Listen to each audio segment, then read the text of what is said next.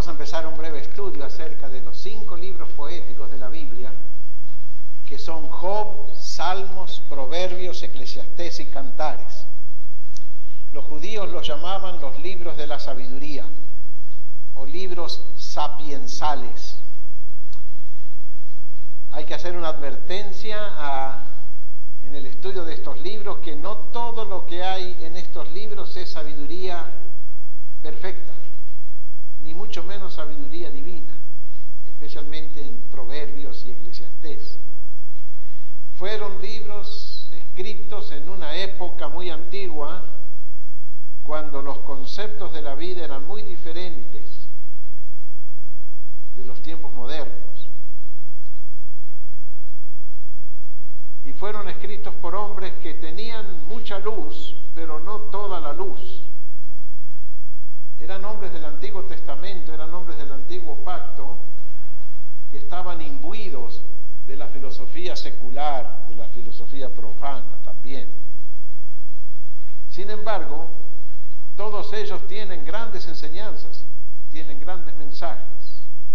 El libro de Job, por ejemplo, considera el problema número 1 del ser humano, el problema del sufrimiento. ¿Por qué hay sufrimiento? ¿Por qué se sufre? Poco a poco el libro de Job va desarrollando el tema de los distintos sufrimientos que hay, de las distintas clases de sufrimiento. El libro de los Salmos tiene como tema cómo es el hombre justo, cómo piensa, cómo siente, cómo habla, cómo sueña, cómo adora un hombre que es justo a los ojos de Dios, aunque quizá injusto en sus pensamientos y sentimientos todavía. El libro de los Salmos, como dijo alguien, es el corazón palpitante de la Biblia y es un anticipo de los sufrimientos de Cristo, de los sufrimientos de Cristo. Un libro amplísimo. Necesitaríamos 6 meses para estudiar el libro de los Salmos por completo. El libro de los Proverbios es la sabiduría práctica. Cómo vivir en un mundo malo. Cómo vivir como hijos de Dios entre hijos del diablo. Y cómo salir adelante en todas las cosas de la vida. El trabajo, el estudio, la mujer, la casa, los hijos, la familia, el hogar. Las relaciones comerciales. Todo eso considera Proverbios. Es la sabiduría práctica de la vida. Cómo los hijos de Dios deben vivir y salir bien parados en un mundo totalmente enemigo. ¿Cuál es este? El libro del Eclesiastés tiene como tema la búsqueda del sumo bien. Al fin de cuentas, ¿cuál es el sumo bien de la vida? ¿Es el dinero? ¿Juntar dinero, millones de dinero? ¿Es la sabiduría? ¿Adquirir toda la sabiduría del mundo? ¿Saber todo, conocer todo, pensar todo? ¿Tener cultura? ¿Tener educación? ¿Es el amor y los placeres sensuales el sumo bien de la existencia? El libro del Eclesiastés es un libro extraordinario, donde el sabio Salomón estudia y razona y piensa acerca de cuál es el sumo bien debajo del sol para ir a buscarlo y procurarlo. Y el Cantar de los Cantares, en primer lugar, es un hermoso poema de amor para exaltar el amor conyugal, el amor de esposo y esposa, y de paso en aquella patla que vamos a tener los matrimonios jóvenes y los matrimonios viejos y los matrimonios casados y los matrimonios como quiera. El sábado 13 de noviembre vamos a hacer un análisis del Cantar de los Cantares, considerándolo en su propósito primario, que simplemente era proveer canciones de amor para cantar en las bodas. En segundo lugar, es una alegoría o un simbolismo de la unión de Cristo con la Iglesia, pero en primer lugar el Cantar de los Cantares son cánticos de amor. Lo he estado estudiando en estos días otra vez y he encontrado cosas extraordinarias, interesantísimas. cómo se describe la belleza de la mujer, la belleza del esposo y cómo se describe la belleza del amor entre esposo y esposa. No es muy diferente a una canción secular de amor de los Sí, eran canciones de amor. Cuando fue escrito para que se cantara en las bodas. Luego los judíos lo vieron tan bello, tan hermoso, y el Espíritu Santo los guió en esto, como el Espíritu Santo ha guiado en la formación de todo el canon o regla de la Biblia. Les guió a ponerlo en el canon sagrado y considerarlo libro inspirado, libro sagrado. Pero en un principio eran canciones amorosas. Aquí tenemos pues los 5 grandes libros llamados de la sabiduría o de la sapiencia. Vamos a mirar primeramente el libro de Job en esta noche. Es un drama con personajes y con diálogos, a la manera de los dramas griegos. Hay personajes que hablan y expresan sus pensamientos y su filosofía de la vida. El personaje principal es Job. Job era un hombre justo, un hombre bueno, un hombre recto. Era un hombre riquísimo. En la tierra donde vivía era súper distinguido, un gobernante quizás. Uno de esos hombres grandes, inmensos, que aparecen de vez en cuando en la historia de la humanidad, que tienen sabiduría, tienen conocimiento, tienen prudencia, tienen rectitud de alma y también tienen riquezas. Todo el mundo dice que Job es justo y que nunca le va a pasar nada malo, porque siendo un hombre tan bueno, tan justo, tan grande, nunca le puede pasar nada malo. Pero de repente Job se enferma, y se enferma de una enfermedad asquerosa como es la elefantíasis supurante. Se hinchó completamente su cuerpo y se le abrieron llagas por todo su cuerpo que comenzaron a manar pus. Después perdió todos sus hijos y perdió todas sus riquezas. Entonces vinieron 3 amigos a consolarlo, pero lo menos que hicieron fue consolarlo de sus dolores. Más bien lo atacaron a Job. Cada uno de estos amigos tenía un concepto de por qué estaba Job sufriendo, cuál era la razón por la cual sufría.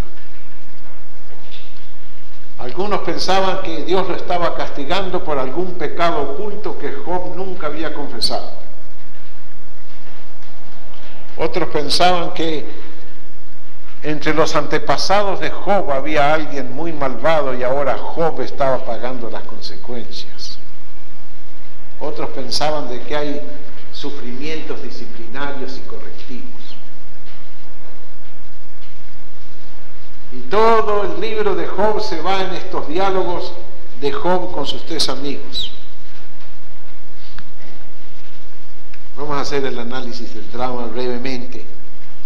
El prólogo, primeramente, capítulos 1 y 2. ¿Es un drama o se puede tomar como algo verídico cuando viene el diablo a la presencia de Dios y le pregunta todo? Bueno, ese es uno de los problemas críticos del libro de Job. ¿Hay que tomarlo literalmente o fue una obra de teatro, un drama escrito quizás por Moisés? ¿O quién? La mayoría de los eruditos se inclinan a decir que el libro de Job ocurrió tal cual está escrito, que todos los personajes son verdaderos, que la historia es cierta, pero que después alguien la escribió en forma poética, pero que todo lo que ocurre en el libro de Job es cierto, es verdadero. En eso nos quedamos. No hay unidad absoluta entre todos los críticos de la Biblia y los comentaristas del libro de Job, pero yo creo que podemos aceptar de que fue una historia verdadera y luego escrita poéticamente. El prólogo, capítulos 1 y 2. Hay un escenario, son los cielos inferiores. No los altos cielos donde está Dios, sino la atmósfera terrestre donde Dios de vez en cuando baja. Y en esos cielos inferiores, que puede ser la atmósfera terrestre, hay una especie de reunión, de meeting, entre Dios y los hijos de Dios. ¿Quiénes son estos hijos de Dios? No son cristianos, no son creyentes, porque no había entonces cristianos o creyentes. Estos hijos de Dios son seres angélicos, ángeles. Ángeles que andan recorriendo la tierra y fiscalizando todo, examinando todo, analizando todo y vigilando todo. Dios los reúne para tomar nota de lo que ellos han visto y oído andando entre los hombres. Y eso es cierto, eso es cierto. Los ángeles andan vigilando a los hombres. Y los demonios también los andan vigilando. Entre estos hijos de Dios se acerca Satanás. Y es considerado Satanás también hijo de Dios. No en el sentido de que nosotros los creyentes somos ahora hijos de Dios por fe en Jesucristo, sino hijo de Dios en el sentido de que era una criatura divina, que había sido creado por Dios y que tenía acceso a Dios. Pero vamos a leer aquí Job capítulo 1.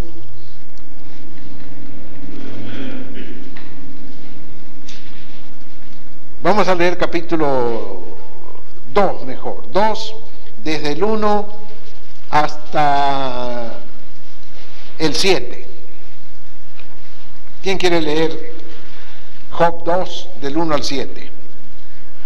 Y otro día aconteció que vinieron los hijos de Dios para presentarse delante de Jehová, y Satán vino también entre ellos, pereciendo delante de Jehová. Y dijo Jehová a Satán: ¿Y dónde vienes? Respondió Satán a Jehová y dijo: de rodear la tierra y de andar por ella.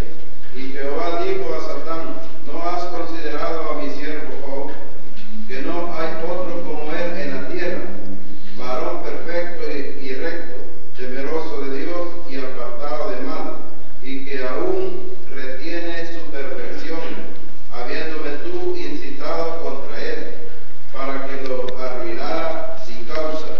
Y respondiendo Satán dijo a Jehová: piel por piel, todo lo que el hombre tiene dará por su vida. Mas extiende ahora tu mano y toca a su hueso y a su carne, y verás si no te blasfema en tu rostro. Y Jehová dijo a Satán: he aquí él está en tu mano, mas guarda su vida. Y salió Satán de delante de Jehová, e hirió a Job de una maligna sarna, desde la planta de su pie hasta la mollera de su cabeza. Hasta ahí nomás. De una manera extraña, Satanás tiene acceso a Dios. Y Dios le permite a Satanás cierta libertad para hacer algunas cosas. La Biblia lo dice, lo da a entender, aunque no comprendamos mucho y para nuestros sentimientos cristianos esto parece feo, pues así está escrito en el Antiguo Testamento y así lo aceptamos. Satanás se presenta delante de Dios y Dios le pregunta: ¿de dónde viene Satán? De rodear la tierra y de andar por ella. Esa es la actividad de Satanás, rodea toda la tierra. Y tiene una cohorte de demonios que también lo hacen. Y andan vigilando todo y mirando todo, especialmente a los que son buenas personas, a las personas dignas y justas. En los tiempos de ahora, a nosotros los cristianos. En los tiempos antiguos, a personas justas en el sentido de la justicia de la ley. En este caso, Job. Y Dios le dice a Satanás: ¿no has considerado a mi siervo Job, varón recto y bueno, que hace siempre bien, nunca peca? Y Satanás le dice: sí, Job se porta bien porque lo estás bendiciendo. Es astuto, es sardónico. Satanás, tú lo estás bendiciendo, lo tienes rodeado de dinero, rodeado de salud, tiene hijos, tiene de todo. Castígale y vas a ver cómo te blasfema en el rostro. Primeramente, esto era en el capítulo 1 que debimos haber leído primero. Dios le permite a Satanás que le quite toda la riqueza a Job y que le mate los hijos. Y así lo hace Satanás, rapidito, porque lo que quiere Satanás es destruir a los hombres. Y mientras los hijos y las hijas de Job están en una casa festejando un cumpleaños, seguramente viene un viento recio, la casa se cae, mueren los hijos y las hijas, y en el mismo momento, en el mismo día, viene una invasión de enemigos que se lleva todas las ovejas y todas las vacas y todos los camellos de Job, y en un día pierde todo, pierde toda la riqueza. En un día Job queda sin nada, completamente pobre. Pero con todo, Job no se enoja con Dios, no se pone rebelde, no niega a Dios. Acepta la pérdida de su fortuna como una de las contingencias de la vida. Se tiene, no se tiene. Hoy estamos ricos, mañana estamos pobres. Se resigna maravillosamente a soportar la pérdida de toda su riqueza. Y Dios se alegra de Job. Luego viene la segunda parte, la que acabamos de leer, que leyó nuestro hermano. Cuando Satán le dice a Dios, claro, ha perdido toda la fortuna, pero todavía está sano. Y sabemos el valor que tiene la salud, ¿no? Uno no se da cuenta cuánto vale la salud hasta que la pierde. Qué lindo que es estar sano. Y cuando estamos sanos no nos damos cuenta que estamos sanos ni agradecemos a Dios por la salud. Y Satán le dice a Dios, castígale en su carne y vas a ver si no blasfema tu rostro. Entonces Dios le permitió que Satanás enfermara a Job. Y Job se enfermó de esa enfermedad terrible, de elefantiasis purulenta. Y encima viene la mujer. Miren qué mujer. Dios mío, qué mujer. Vamos a leer desde el verso 8 al verso 13.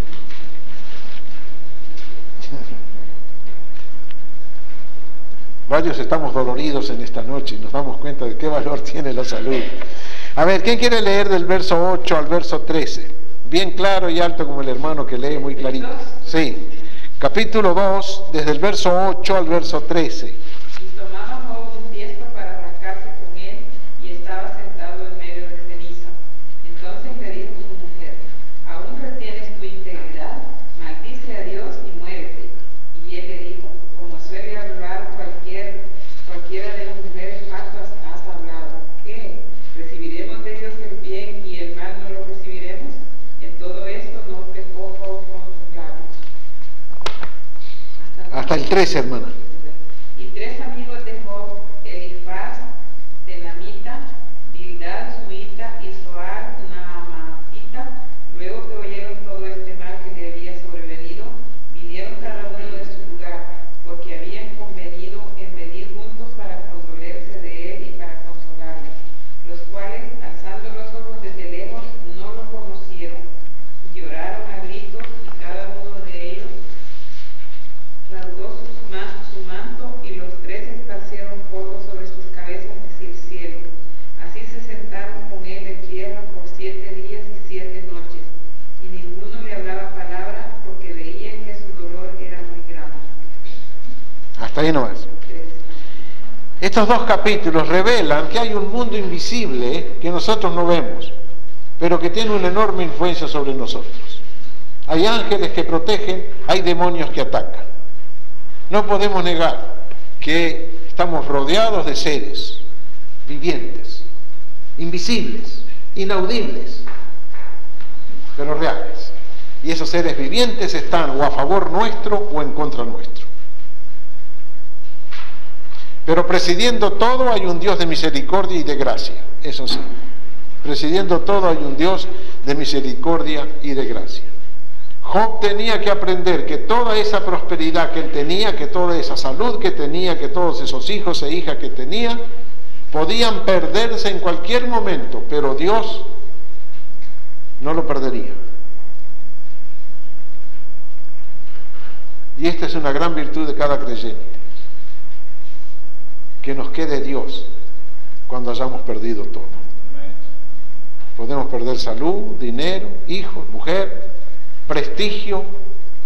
Lo que más le dolía a Job también era perder su prestigio, que dudaran que él era un pecador, que dudaran que él fuera un hombre justo. Pero cuando había perdido todo, todavía le quedó Dios, y a Dios se agarró con uñas y dientes para que Dios lo bendijera. Pero siguiendo en el estudio del libro, encontramos algunas leyes del sufrimiento, algunas leyes del sufrimiento. Primeramente, la ley de la herencia, la ley de la herencia. Heredamos lo bueno y lo malo de nuestros antepasados. Un niño nace enfermo, nace raquítico, o nace con un brazo menos, o nace retardado mental, va a sufrir toda su vida. No es la culpa de él. Sus sufrimientos no son sufrimientos por culpa moral. Sus sufrimientos son herencia.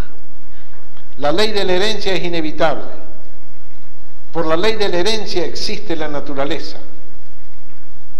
Porque cuando sembramos trigo, lo que brota es trigo. Y cuando sembramos frijol, lo que brota es frijol. De gatitos nacen gatitos y de perritos, perritos. De seres humanos, por la ley de la herencia.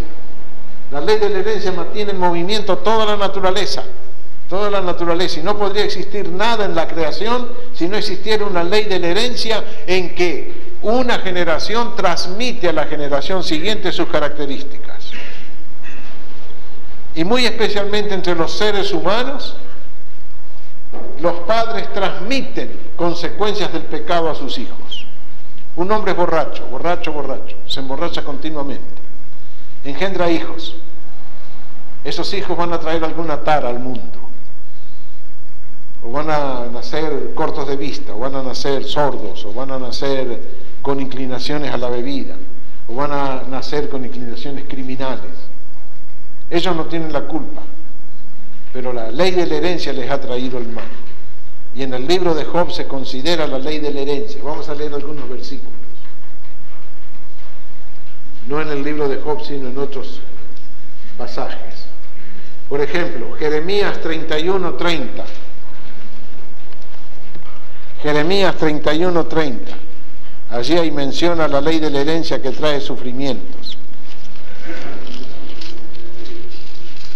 Sino que cada cual morirá por su propia maldad. Los dientes de todo hombre que comiere las uvas agrias tendrán la dentera. A ver, 31:30, ¿no? Vamos a leer 29 y 30. En aquellos días no dirás más. Los padres comieron las uvas agrias y los dientes de los hijos tienen la dentera. Y el 30. Sino que cada cual morirá por su propia maldad. Los dientes de todo hombre que comiere las uvas agrias tendrán la dentera. Aquí se mencionan dos leyes de sufrimiento. Uno menciona un proverbio que existía entre los judíos. Los padres comieron las uvas agrias y los hijos tienen la dentera. Los padres comieron el pecado y los hijos pagan las consecuencias. Pero también se le agrega, de aquí en adelante, el que coma la uva agria, él tendrá la dentera. Sufrirá por su desobediencia, sufrirá por sus propios errores, la ley de la retribución, que se llama también. La ley de la herencia funciona en el mundo entero y ninguno de nosotros se puede zafar de ella. Hay personas que nacen pobres, pobrísimos, porque sus padres son pobres, sus padres son ignorantes, sus padres son atrasados. Y aunque esas personas que nacen de padres pobres y de padres ignorantes pueden levantarse en la vida y llegar a grandes alturas, como Benito Juárez en México, que nació entre los indios y llegó a ser presidente, siempre van a sufrir las consecuencias de la herencia que trajeron al nacer. Hay personas que han nacido en países destinados a caer dentro del comunismo. ¿Qué culpa tienen los polacos? ¿Y qué culpa tienen los rumanos? ¿Y qué culpa tiene todo el pueblo ruso de haber nacido en Rusia? Ellos heredaron un país y ese país cayó en el comunismo y el comunismo les hace sufrir. Otras personas nacen de padres criminales que le enseñarán al muchacho el camino del delito desde muy temprano. Luego ese muchacho seguirá el camino que le enseñaron los padres y recogerá la herencia de un hogar malo y caerá preso y sufrirá en la cárcel. La ley de la herencia. A ver qué nos dice Éxodo 34, 7.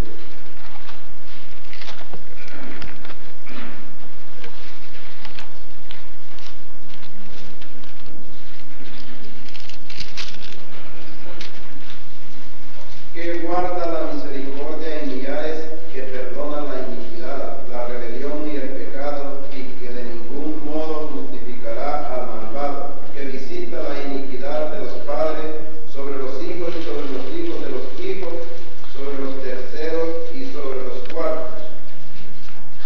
Una mención a la ley de la herencia. Dios castiga la maldad de los padres en los hijos. Los judíos son un ejemplo cabal de lo que es la ley de la herencia. Sus lejanos padres, quizás allá en los tiempos de Jeremías, o antes también, pecaron contra Dios. Violaron la ley de Dios. Y Dios los castigó por generaciones y generaciones hasta hoy. Y el pueblo judío ha sido uno de los pueblos que más ha sufrido toda clase de males en la tierra. Y los judíos claman y se preguntan, ¿por qué sufrimos? ¿Por qué? ¿Por qué? ¿Por qué somos castigados? La ley de la herencia. La ley de la herencia que transmite el problema de los padres a los hijos. Todos los que estamos aquí somos herederos de algo, o bueno o malo, de nuestros antepasados. Ezequiel 18, 2 al 4. Ezequiel 18, 2 al 4.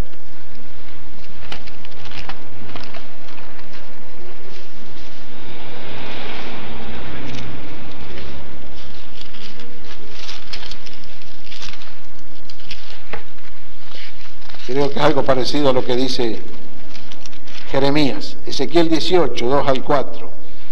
¿Qué pensáis vosotros los que usáis este refrán sobre la tierra de Israel que dice: los padres comieron las uvas agrias y los dientes de los hijos tienen la dentera? Vivo yo, dice Jehová el Señor, que nunca más tendréis por qué usar este refrán en Israel. He aquí que todas las almas son mías. Como el alma del Padre, así el alma del Hijo es mía. El alma que pecare, esa morirá.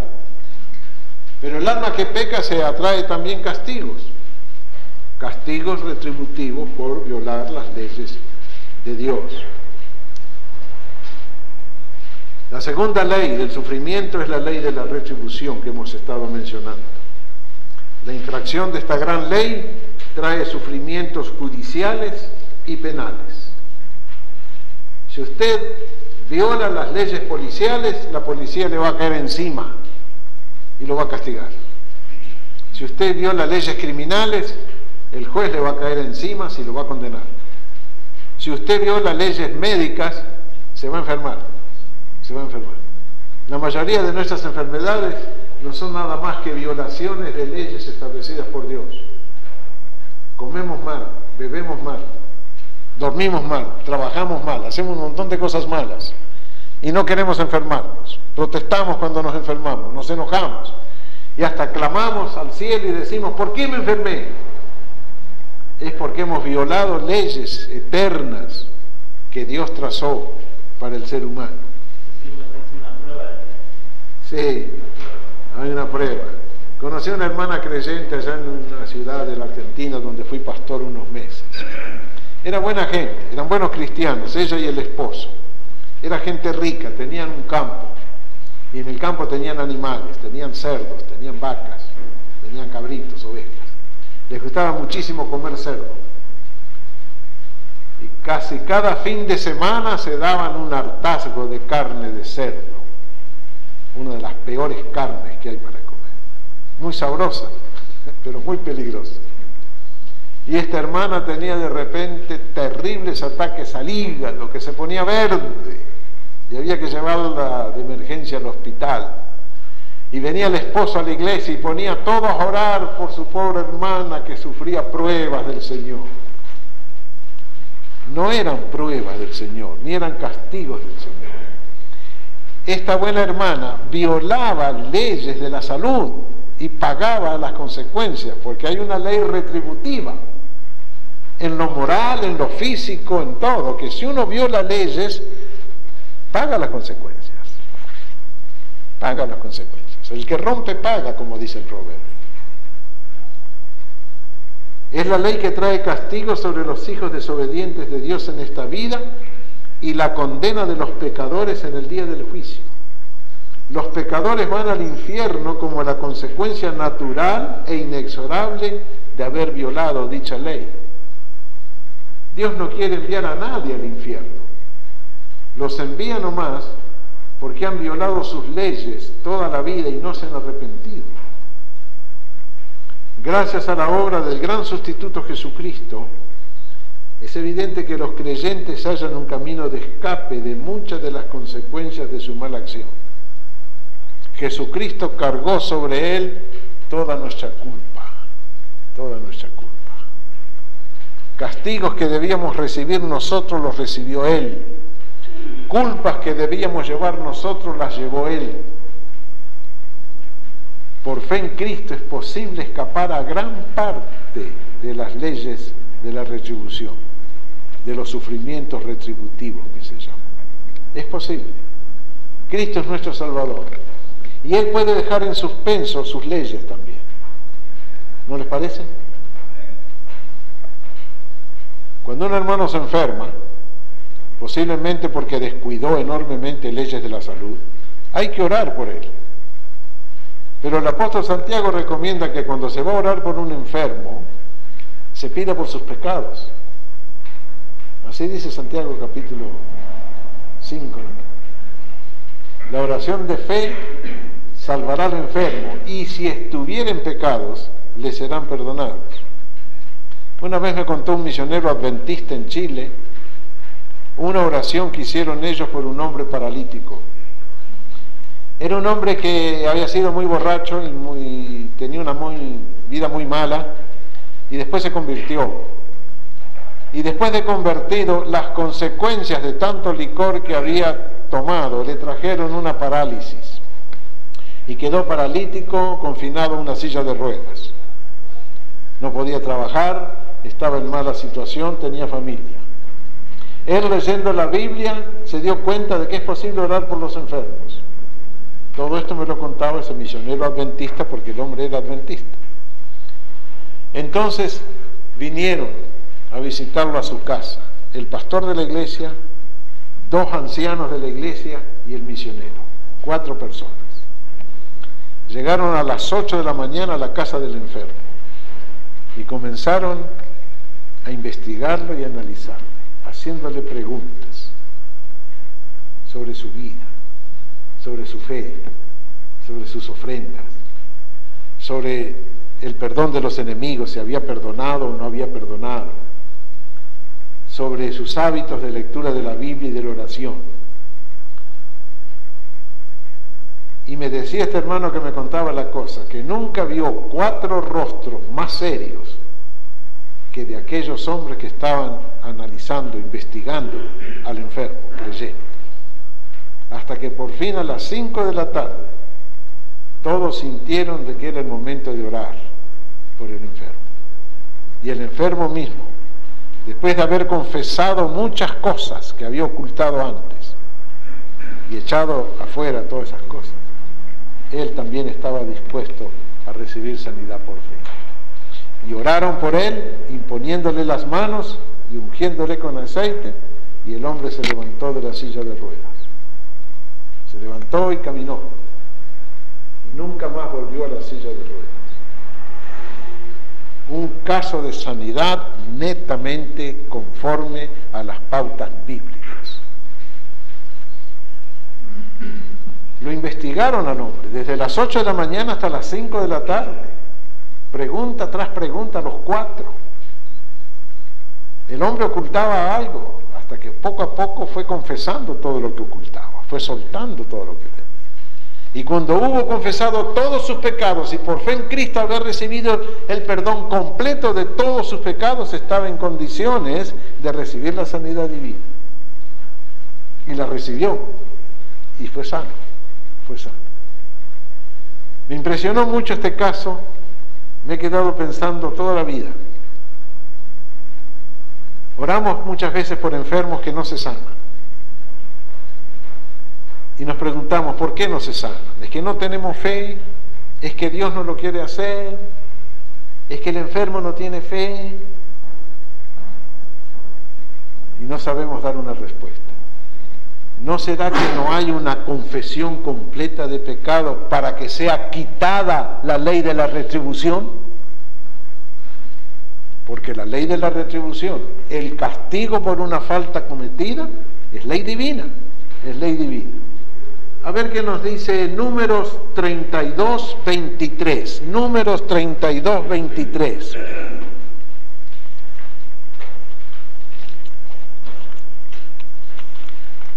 Números 32, 23.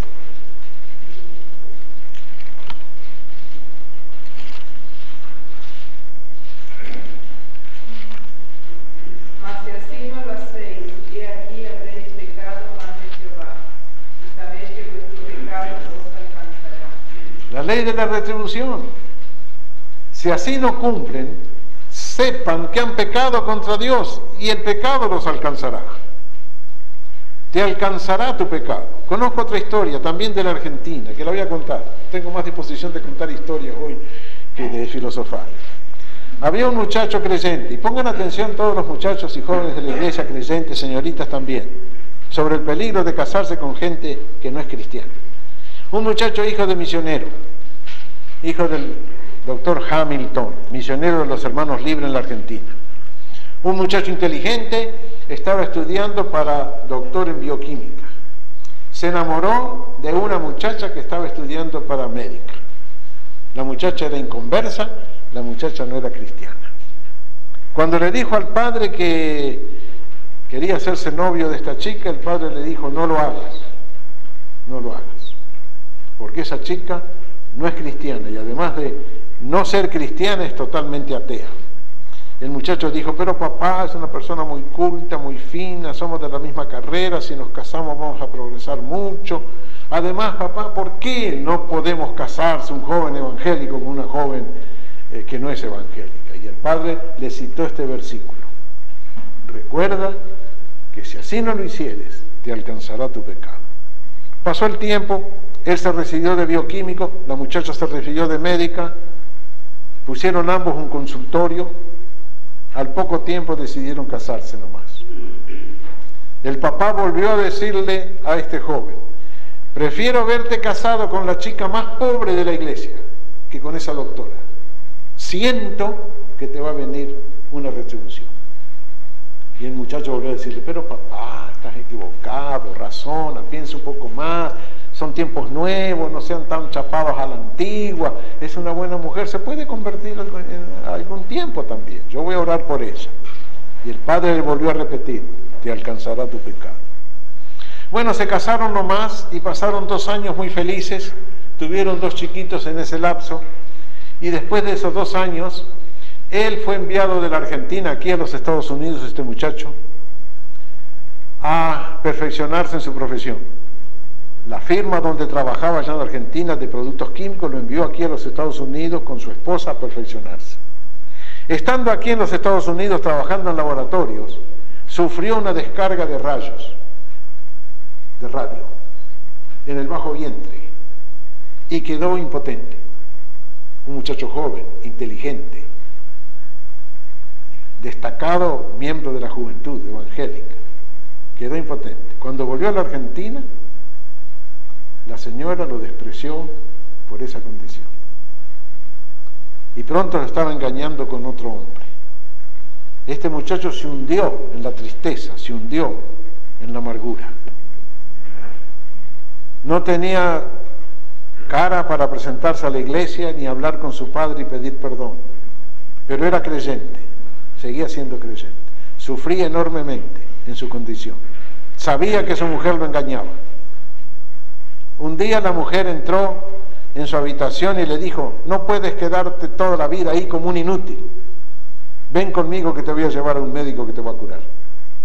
Y lo cargó en su auto y lo llevó a un gran establecimiento, que no era una clínica médica ni un hospital, era el manicomio. era el manicomio y lo dejó encerrado en el manicomio, con la firma de ella, porque la mujer puede encerrar al marido en el manicomio y el marido a la mujer y nadie más. Lo dejó encerrado allí. Cuando este muchacho se dio cuenta de lo que había hecho su mujer con él, de que lo había encerrado en el manicomio sin ser loco, se hundió moralmente hasta lo sumo. Por fin fue a visitarlo un amigo de él llamado Norman Romanenghi, un gran creyente, un gran cristiano joven. Lo fue a visitar, eran amigos, habían sido amigos en la sociedad de jóvenes de la iglesia antes que él se casara con la doctora. Fue a verlo. Y este muchacho con lágrimas y llorando como un niño le dijo: tenía razón mi papá, me alcanzó mi pecado. Violé las leyes del Señor, hice mi propio gusto, ahora estoy pagando las consecuencias. Ya no me queda mucha vida, me doy cuenta que me estoy muriendo, le dijo. Pero Norman, vete y cuenta a todos los jóvenes evangélicos mi historia, para que no vengan a este mismo lugar donde yo estoy. La ley de la retribución, la ley de la retribución. Violó obstinadamente leyes de Dios, pagó las consecuencias. ¿Sí? Sí. Es sobre, últimamente, o sea que ya ha empezado a contestar, pero últimamente ha tomado bastante auge de nuevo esta pregunta histórica, que ¿por qué, si tenemos un Dios de amor, por qué hay tantas cosas malas en el mundo, como por qué Dios permite como la masacre la masacre que ha pasado, o el holocausto, que la Segunda Guerra Mundial? ¿Por qué es esto? Y últimamente con un libro que está colocado en los bestsellers titulado ¿Por qué las cosas malas le pasan a la gente buena? Sí. Donde parece que lo oído mencionar sobre eso. Sí, he oído. Lo escribió un rabino judío porque se le murió un hijo. Sí. ¿Por qué cosas malas le suceden a gente buena? Ajá, sí, entonces ese tiene que casi medio millón de personas lo han comprado, ese libro, y ya así. Esta pregunta ha vuelto a ser importante. Sí, sí, sí. Entonces parece que en este libro, yo solamente ayer leí un comentario que sale en el Times sobre eso.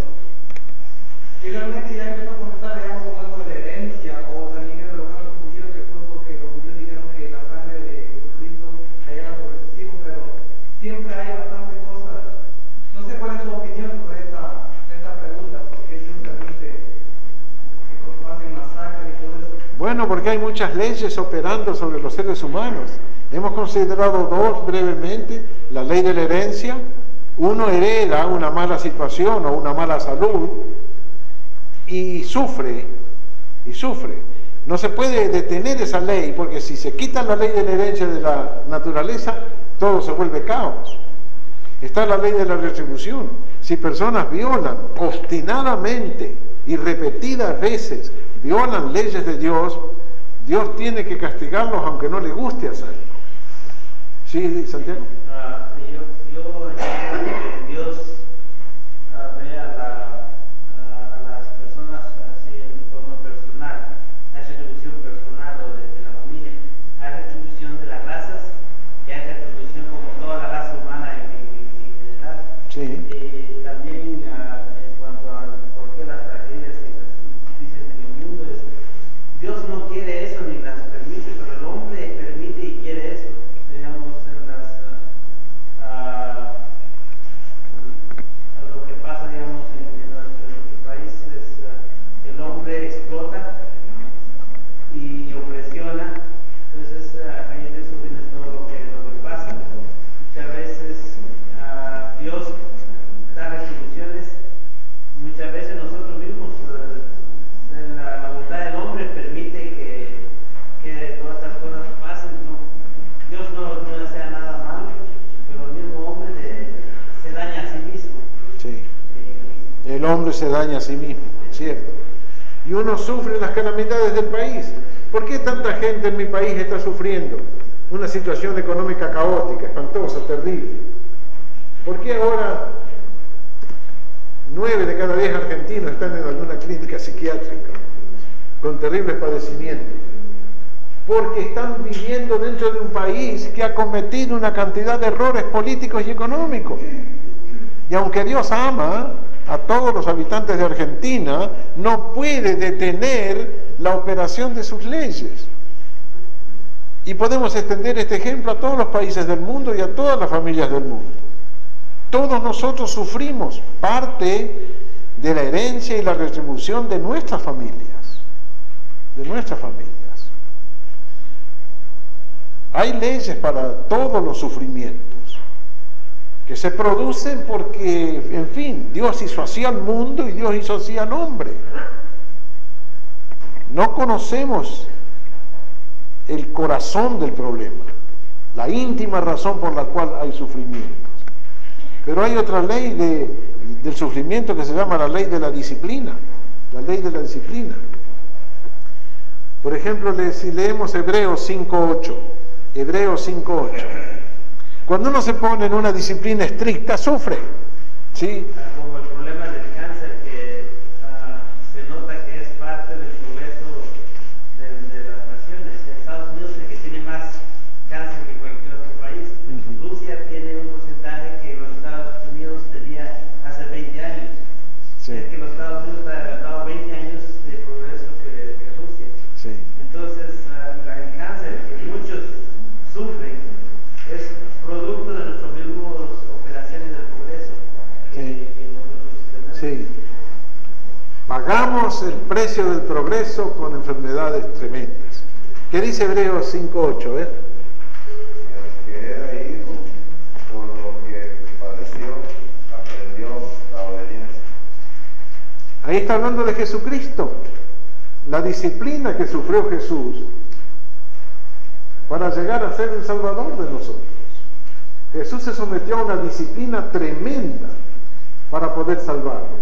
Y sus sufrimientos no eran de herencia, ni eran retributivos, eran sufrimientos disciplinarios. El apóstol Pablo también padeció muchísimas cosas: naufragios, apedreamientos, apaleamientos, persecuciones, calumnias. No porque las merecía, no porque las heredaba, sino porque él estaba en una disciplina, la disciplina de predicar el Evangelio de Cristo en todas partes, y sufría por eso. Se sufre también por la ley de la disciplina. Un atleta que quiere llegar a campeón se somete a una disciplina férrea y sufre. No puede trasnochar, no puede comer ciertas comidas, no puede beber ciertas bebidas, no puede fumar, no puede hacer un montón de cosas placenteras y sufre. Pero él está sometido a una disciplina para conseguir un triunfo. Y nosotros los cristianos a veces sufrimos sufrimientos disciplinarios. Lucas 4, no, ese es muy largo. 2 Corintios 4, 17 y 18. 2 Corintios 4, 17 y 18. A ver qué nos dice ese versículo.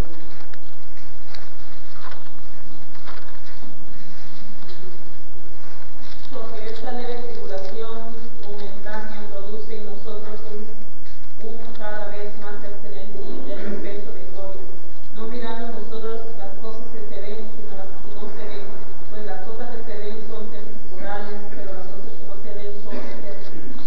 ¿No es un pasaje maravilloso ese? Está hablando de esta breve tribulación momentánea que sufre el cristiano por ser cristiano, pero el cristiano por ser cristiano está sometido a una disciplina. El cristiano sufre más que el inconverso, en un sentido.